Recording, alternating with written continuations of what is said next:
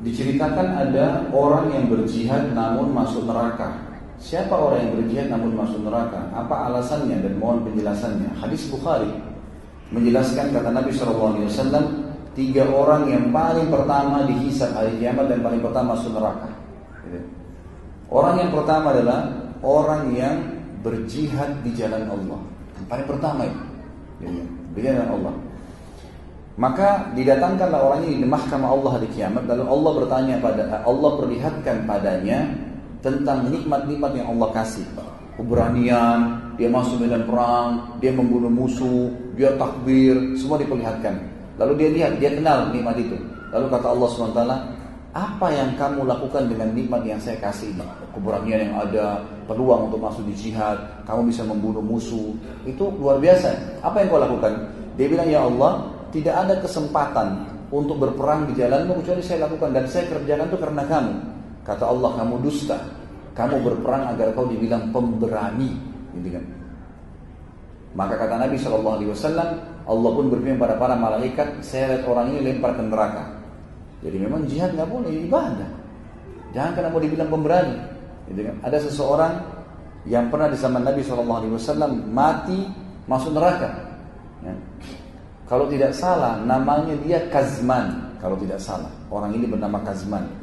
Jadi dia masuk medan perang, dia waktu di perang Uhud tuh, dia perang sana sini, banyak menyerang musuh di awal-awal peperangan, bahkan membunuh beberapa sahabat mengatakan orang ini ahli surga nih. Kapan dia terbunuh luar biasa.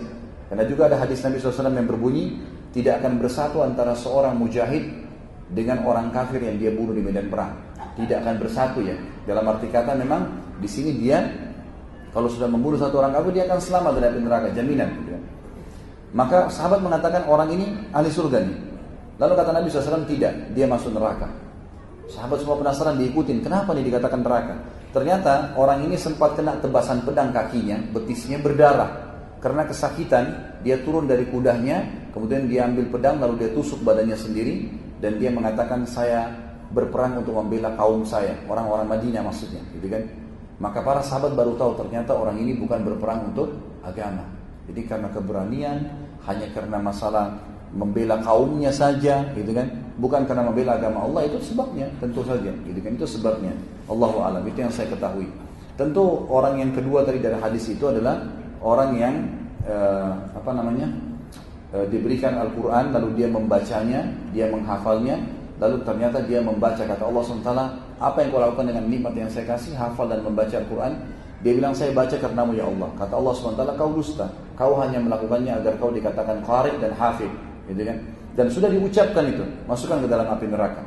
Orang yang ketiga, Allah yang kasih, Allah karuniakan kepada dia harta, dihabiskan di jalan Allah berinfak, lalu Allah datangkan hari kiamat, dilihatkan semua nikmat pada saat dia bersedekah. Lalu kata Allah, apa yang kau lakukan dengan nikmat ini? Dia bilang, saya bersedekah di jalanmu ya Allah. Kata Allah, bohong, kamu bersedekah agar kau dikatakan orang yang ringan tangan atau pemurah. Maka dilemparkan ke dalam api neraka. Allahu a'lam.